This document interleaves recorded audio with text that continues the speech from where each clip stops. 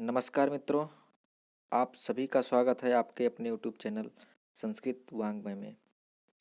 जैसा कि मैंने पिछली वीडियो जब महाकवि बाण भट्ट की जीवन परिचय को चर्चित किया था, हमने अध्ययन किया था जिस वीडियो में, मैंने उसी वीडियो में कहा था कि हम लोग शकुनासो उपदेश का भी अध्ययन करेंगे।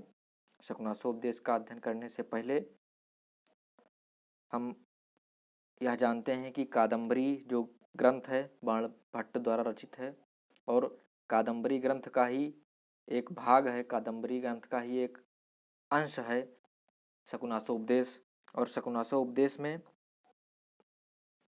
सुकनाश महामंत्री था, वह चंद्रापीड़ को उपदेश देता है, वही प्रकरण शुकनासो उपदेश में उल्लिखित है। आप लोग जानते हैं महाकवि बाण कादम्बरी ग्रंथ को पूर्ण रूप नहीं दे सके थे, उससे पहले ही उनकी मृत्यु हो गई थी और उनके पुत्र भूषण भट्ट ने उनकी उस रचना को, जो उत्तरार्ध की कथा थी, पूर्ण किया था। हम ज़्यादा गहराई में न जाते हुए कादम्बरी का संक्षिप्त सारांश जानेंगे और उसके बाद में अगली वीडियो से जब भी आएंगे आपको शकुनासो उपदेश का अध्ययन कराएंगे। यह वीडियो उन लोगों के लिए ज़्यादा महत्वपूर्ण होगी जो लोग यूपी टेट की परीक्षा देते हैं अथवा वह लोग जो स्नातक करने के बाद बीडीओ, बीएचयू बीएड अथवा राज्य बीएड अथवा वहाँ बीएड जहाँ संस्कृत से क्वेश्चन पूछे जाते हैं, उन सभी के लिए महत्वपूर्ण होगी। साथ ही स्नातक में जहाँ शकुनासो उपदेश या कादम्बरी का कथानक या ग्रंथ सिलेबस में है, वहाँ ये क्वेश्चन प्रश्न जरूर बनता है कि कादम्बरी की कथा को संक्षिप्त अथवा कादम्बरी का सारांश लिखिए। तो वहाँ आपको सारांश के लिए यह वीडियो आपको जानकारी दे देगी।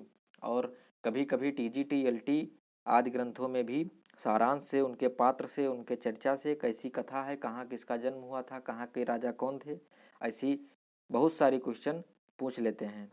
आप लोग जानते होंगे कि बाण भट्ट की यह कृति उनको अमरता प्रदान की है, क्योंकि जिस प्रकार की रीति को उन्होंने अपनाया है, जिस प्रकार की शैली में उन्होंने रचना किया, अतुलनीय था। अगर बाण भट्ट ने स्वयं पूरा किया होता इस ग्रंथ को तो भी यह ग्रंथ उतना ही महत्वपूर्ण होता जितना कि आज हुआ, क्योंकि उनके पुत्र ने कोई त्रुटि अथवा कोई शैली में कमी नहीं आने दी। ये इतने सुयोग्य थे भूषण भट्ट जी कि उन्होंने कादम्बरी को बहुत ही सुचारू ढंग से पूरा किया।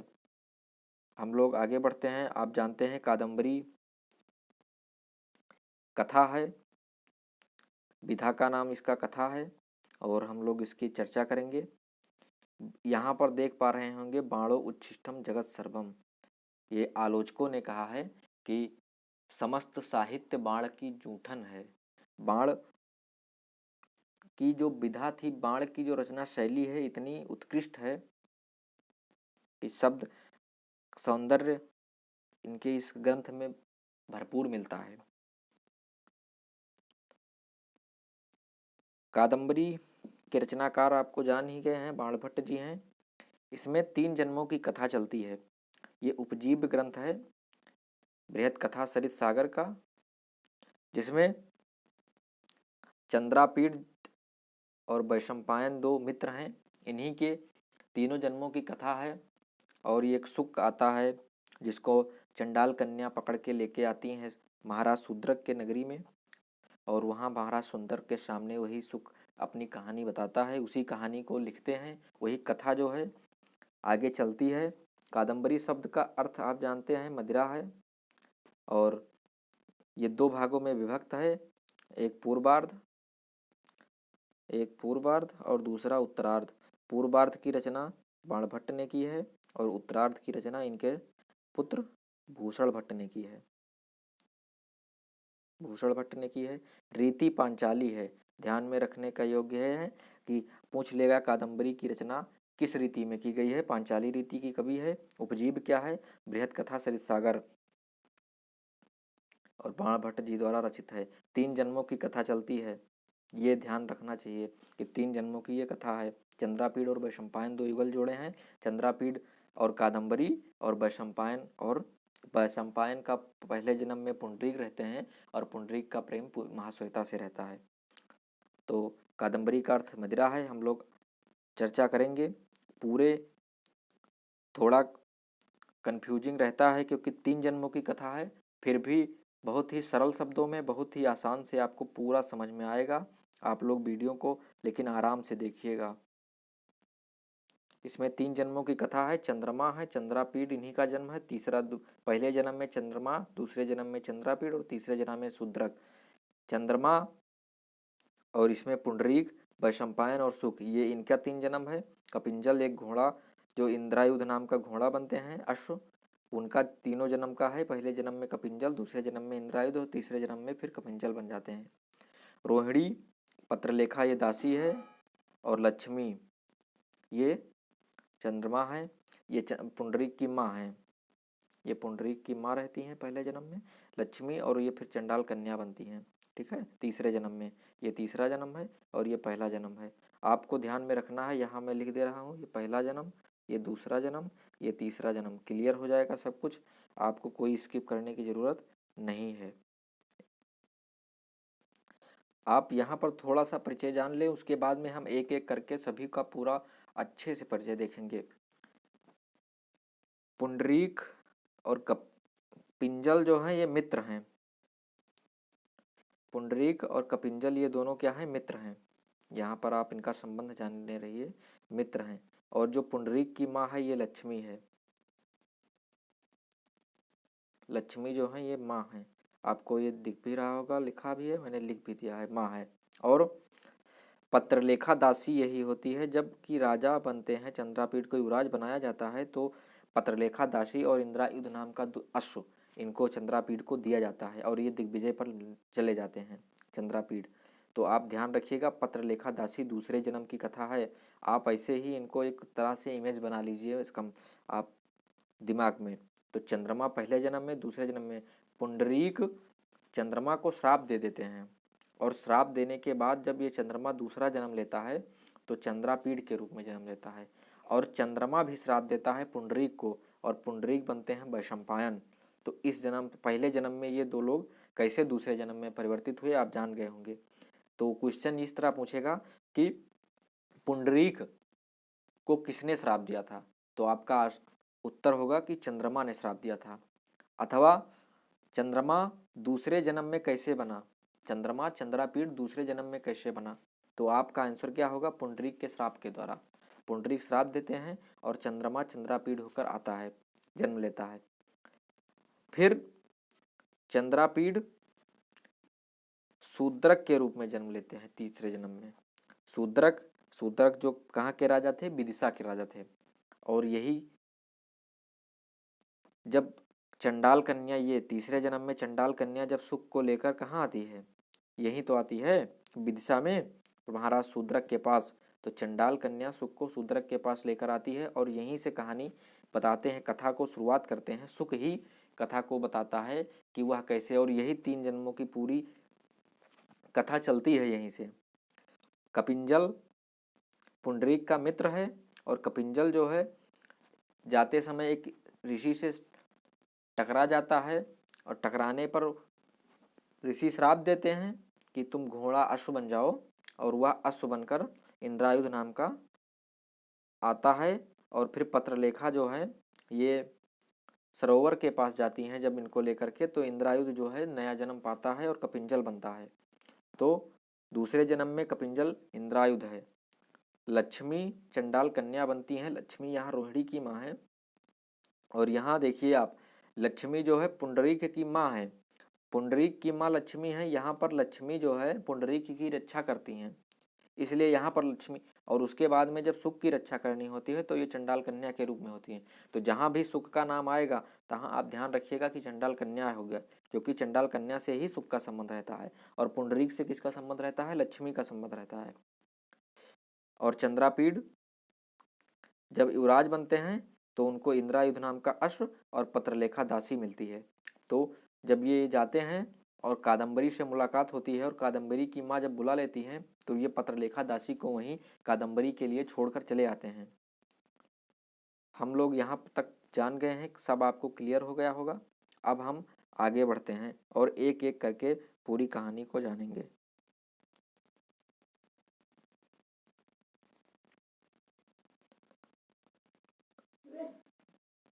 शुक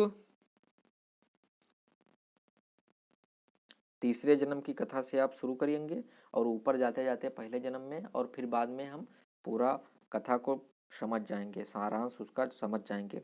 शुक है, इसको चंडाल कन्या जो लक्ष्मी की तीसरी जन्म में लक्ष्मी जो थी तीसरे जन्म में क्या बनी है, चंडाल कन्या बनी है। तो चंडाल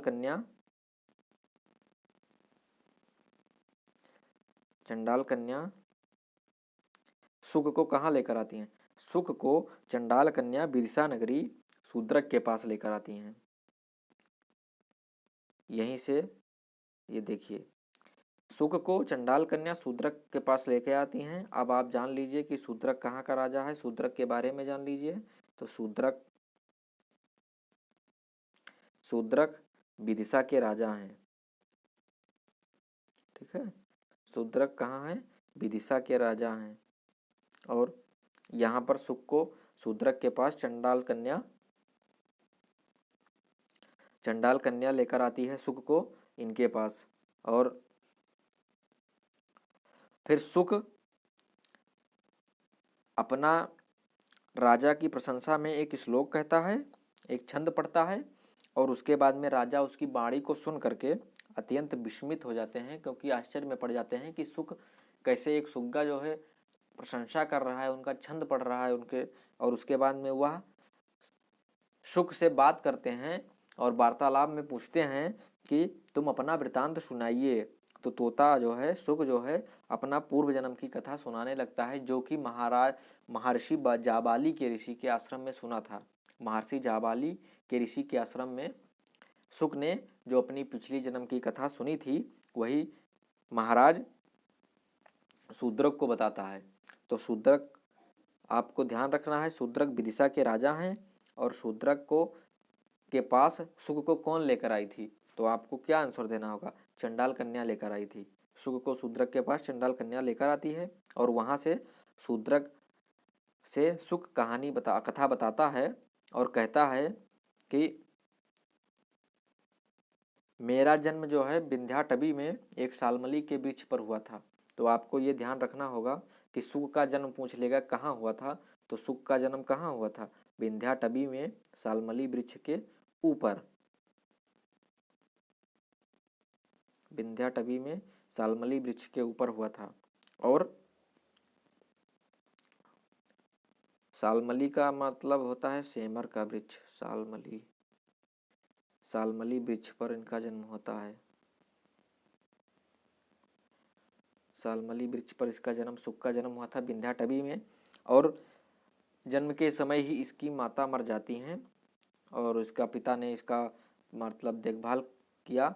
और उसके बाद में कुछ दिन बाद बहेलिया आते हैं शिकार के लिए। तो पिता इनको शुक को छुपा लेता है और उसके बाद में बहेलिया इसके पिता को मार देते हैं और ये बच जाता है।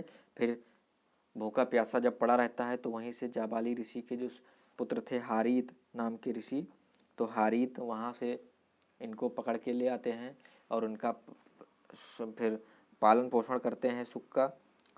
तो जब जाबाली ऋषि इसको देखते हैं तो आश्रम में कहते हैं कि ये अपने करनी का फल भोग रहा है। ऐसा सुनने के बाद, क्योंकि करनी का फल भोग रहा है, जन्म में शुक था, तो सभी लोग आश्चर्य में पड़ जाते हैं कि शुक होने पर, पक्षी होने पर भी ये कौन सा कर्म कर दिया कि अपने कर्मों का फल भोग रहा है। कारण जानना चाहा कि कौन सा कारण है। तब जाबाली ऋषि ने कथा को अपने सुनाई और जाबाली ऋषि ने बताया। तो आपको ध्यान में रखना होगा ये चीज़ यहाँ से कि जाबाली ऋषि के आश्रम में सुख को कौन लेकर आया था? क्वेश्चन, प्रश्न है, जाबाली ऋषि के आश्रम में सुख को कौन लेकर आया था? तब आपका उत्तर क्या होगा? हारीत। अथवा सुख को उसके पिछले जन्म की कथा किसने सुनाई? तब आंसर क्या होगा उत्तर, कि जाबाली ऋषि ने उसको कथा सुनाई। जाबाली ऋषि कहानी को सुनाते हैं, कथा को सुनाते हैं और बताते हैं कि क्या, अब आप देखिए, चंद्रापीठ की कहानी से शुरुआत होती है, दूसरे जन्म की कथा से, और वहां से चंद्रापीठ की कथा को सुनाते हैं कि तारापीठ जो इनके पुत्र हैं, चंद्रापीठ के पिताजी हैं तारापीठ। ये क्या है? पिता। चंद्रापीठ के पिता कौन है? तारापीठ। और तारापीठ पिता हैं, और इनकी माता का नाम क्या है? चंद्रापीठ के माता का नाम क्या था? तो चंद्रापीठ के माता का नाम पूछ लेता है। इनकी माता का नाम बिलासवती था।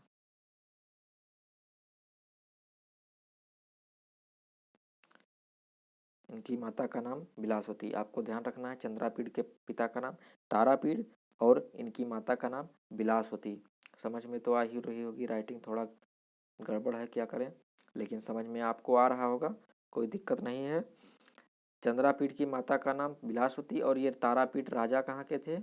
तो राजा थे ये उज्जैनी के। मालवा की राजधानी है उज्जैनी, वहाँ के राजा थे उज्जैनी की।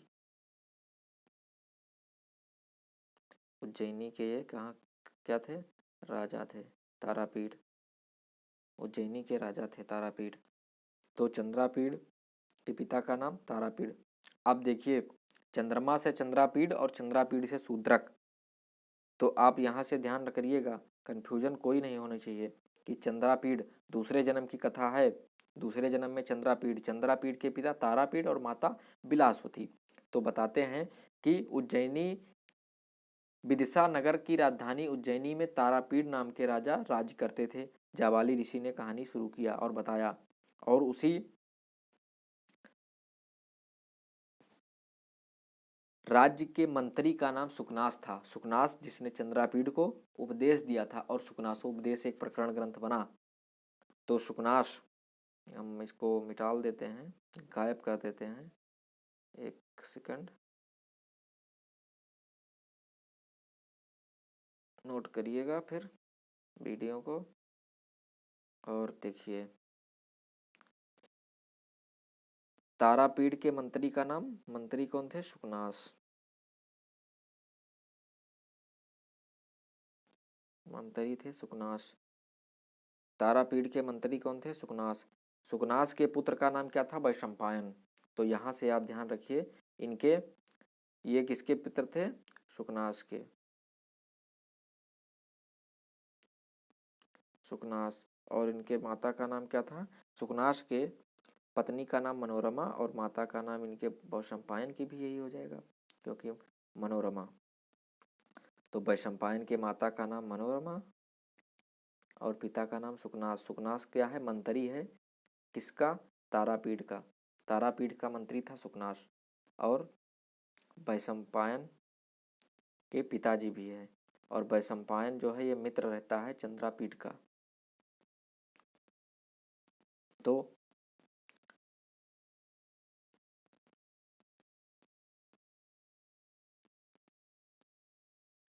जब चंद्रापीठ और सुकनास ने विद्या अध्ययन कर लिया, तो चंद्रापीठ राजा के पुत्र हैं, तो इसलिए इनका चंद्रापीठ का क्या हुआ? राज तिलक युवराज बनाया गया। और युवराज बनने के बाद चंद्रापीठ जो है उपदेश दिया गया सुकनास के द्वारा। तो सुकनास ने इनको उपदेश दिया, और उसके बाद में चंद्रापीठ और इनके पुत्र सुकनास के पुत्र वैशंपायन जो है, दोनों लोग चले गए दिग्विजय पर, भ्रमण पर, और दिग्विजय करते हुए वो कई राज्यों को जीतते हैं। और उसके बाद में जीतने के बाद ये वहाँ हेमकूट पर्वत पर जाते हैं। वहाँ हेमकूट पर्वत पर जाने पर दो किन्नरों की जोड़ी मिलती है और उसी का पीछा करते हुए चंद्रापीड़ और वैशंपायन बिछड़ जाते हैं आपस में। तो चंद्रापीड़ जो है वहाँ से चला जाता है कहाँ, अच्छोत सरोवर। अच्छोत सरोवर पहुँचता है, अच्छोत सरोवर पहुँचता है और वहाँ अच्छोत सरोवर पहुँचता है और अच्छोत सरोवर पर चंद्रापीड़ की भेंट होती है। चंद्रापीड़ की भेंट होती है महाश्वेता से। महाश्वेता कौन थी? तो महाश्वेता थी, अभी आपको मैं बता रहा हूँ। महाश्वेता, ये महाश्वेता जो है ये गंधर्वराज हंस की पुत्री थी महाश्वेता। तो इनके पिता का नाम क्या था महाश्वेता के? आप नोट करिए क्योंकि बाद में रिवीजन के लिए बहुत जरूरी है। तो महाश्वेता के पिता का नाम गंधर्वराज हंस।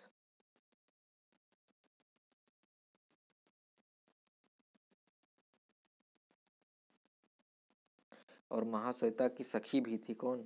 कादम्बरी। तो महाश्वेता के पास से जाता है चंद्रापीड़ और चंद्रापीड़ को महाश्वेता सारा वृत्तांत बताती हैं कि उनका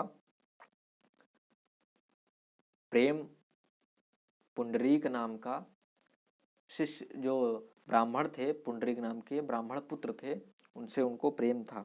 और वो ब्राह्मण पुंडरीक जो थे वो महर्षि श्वेत केतु के पुत्र थे। तो आप जान लीजिए कि जो वैशंपायन थे पहले जन्म में पुंडरीक थे और पुंडरीक किसके पुत्र थे? श्वेत केतु के पुत्र थे। तो पुंडरीक कौन थे? श्वेत केतु के पुत्र थे। और वैशंपायन ही पहले जन्म में क्या थे? वैशंपायन ही पहले जन्म में पुंडरीक थे पहले जन्म में। और पुंडरीक जो हैं किसके पुत्र थे? ये पुत्र थे महर्षि श्वेत केतु के।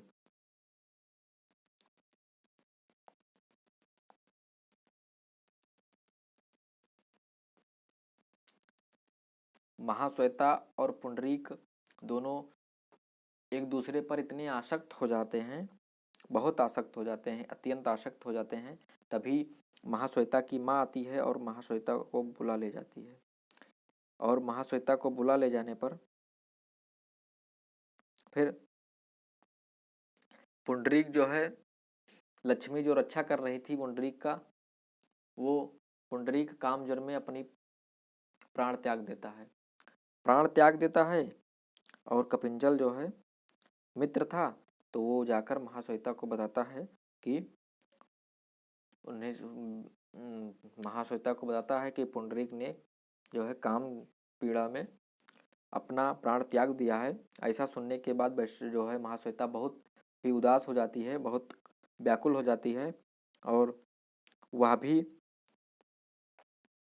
प्राण त्यागना चाहती है। तभी आकाशवाणी होती है और बताती है, आकाशवाणी कहती है कि बेटी तुम्हारा और पुंडरीक का पुनर्मिलन होगा।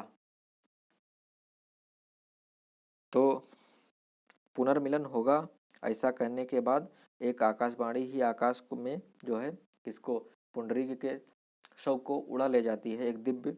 फिर उसी का पीछा करते हुए कपिंजल जो है आकाश जाता है, आकाश मार्ग में जाता है और एक ऋषि से टकरा जाता है, जिससे ऋषि ने उसको श्राप देता है कपिंजल को। और कपिंजल क्या बनता है? अश्व बनता है। मैंने वीडियो की शुरुआत में ही आपको बताया है। और वह फिर जब महाश्वेता इतना बताती हैं और उसके बाद में फिर चंद्रापीड़ को कादम्बरी से मिलवाती हैं। कादम्बरी जो है महाश्वेता की सखी है और यह कादम्बरी जो है इसकी नायिका भी है, इसीलिए मैंने यहाँ लिख दिया है इस ग्रंथ की नायिका है कादम्बरी। मुग्धा नायिका है। मुग्धा विवाह के पहले मुग्धा जो है कोटि की नायिका थी। स्वकीया नायिका बाद में होती है और पहले परकीया नायिका थी। तो आपको ये ध्यान में रखना होगा, मैं अभी लिख भी दूंगा। और कादम्बरी का अर्थ मदिरा होता है, आपको पहले ही वीडियो में बता दिया है। और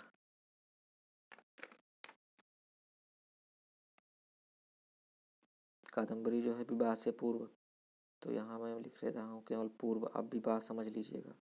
तो पूर्व में परकीया जो है मुग्धा नायिका है, परकीया मुग्धा कोट की नायिका है। विवाह से पूर्व और विवाह के बाद उत्तर में बाद में ये क्या हो जाती है, स्वकीया मुग्धा कोट की नायिका हो जाती है, स्वकीया मध्या कोट की नायिका हो जाती है।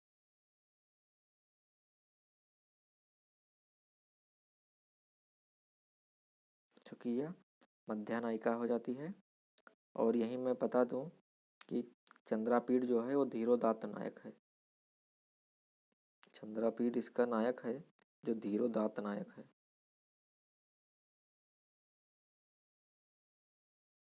धीरोदात्त नायक है।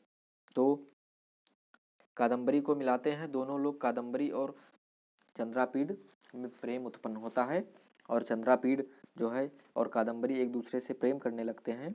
तभी कादम्बरी चंद्रा की माँ बुला लेती है, कादम्बरी चली जाती है, बुलावा आता है और चंद्रापीड़ वापस अपने सैन्य शिविर में जाते हैं, जहाँ पर इनके पिता का पत्र मिलता है तारापीड़ का, और उनको राजधानी लौट आने का संदेश रहता है उसमें।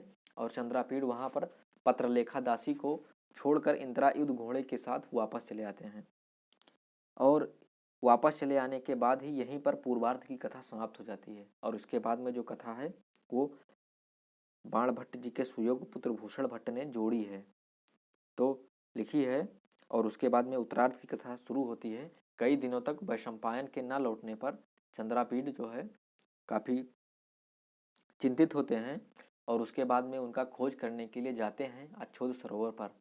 अच्छोद सरोवर पर वहाँ इनको जब सेना भी लौट आती है, क्योंकि सेना और वैशंपायन साथ में थे, तो सेना भी आ गई है, वैशंपायन नहीं आए हैं, तो वैशंपायन का खोज करते हुए चंद्रापीड़ अच्छोद सरोवर पर जाता है। महाश्वेता मिलती हैं और महाश्वेता से बात होता है और बताती हैं, महाश्वेता ये जानकारी देती हैं कि एक व्यक्ति आया था, वह मुझ पर आसक्त हो गया था, इसलिए मैंने श्राप देकर उसे सुख बना दिया। तो महाश्वेता ने श्राप दिया था किसको, वैशंपायन को। आपको ध्यान में रखना होगा, महाश्वेता ने श्राप दिया था किसको, आपको ध्यान लीजिए यहीं पर, वैशंपायन। वैशंपायन और वैशंपायन से ये बनते हैं सुख, और ये सुख ही कहानी सुना रहा है जाबाली ऋषि के रूप में। इसके बाद में जब यह बात सुख सुनता है तो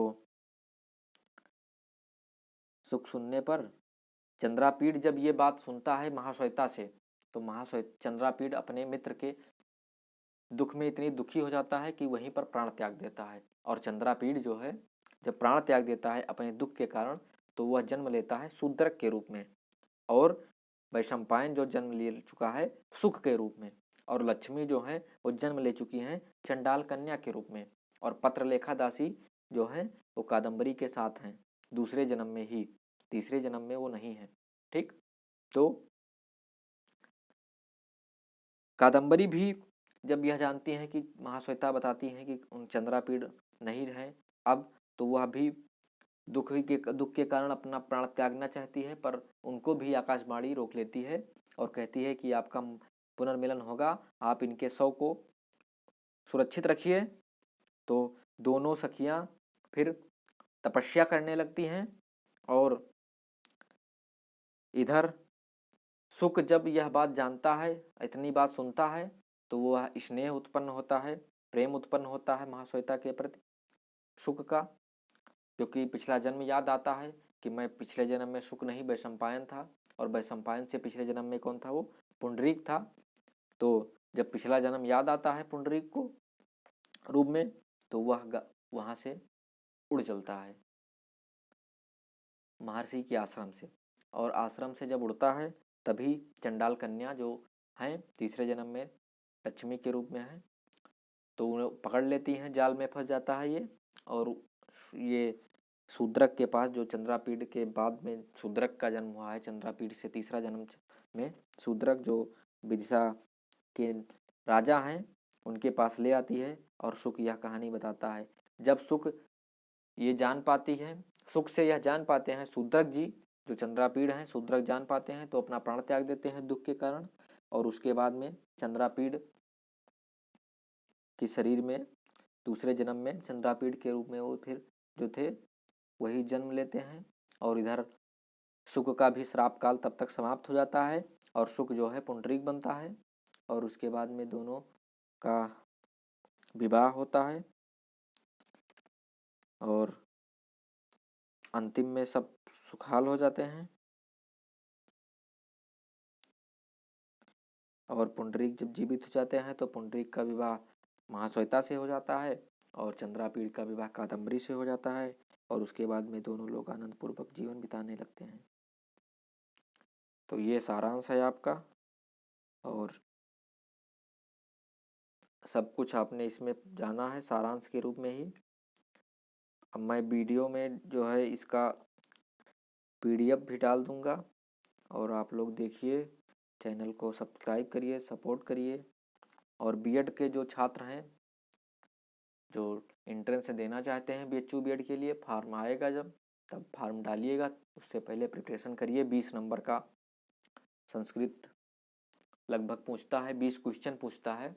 एक क्वेश्चन लगभग 4 नंबर के रहते हैं और NTA उसकी प्रवेश परीक्षा कराती है। तो आप लोग जो लैंग्वेज ग्रुप से हैं, आर्ट साइड से डालेंगे, उनके लिए हिंदी और संस्कृत स्कोरिंग एरिया होने वाले हैं और सिलेक्शन काफ़ी कम सीटें होने के कारण काफ़ी संघर्ष रहता है, काफ़ी कंपटीशन रहता है। तो इसी बात पर मैं अपनी वाणी को विराम दूंगा और जल्द ही आपको सुखनासोपदेश का अध्ययन कराया जाएगा। तब तक के लिए नमस्कार। सपोर्ट आप करते रहिए। नमस्कार।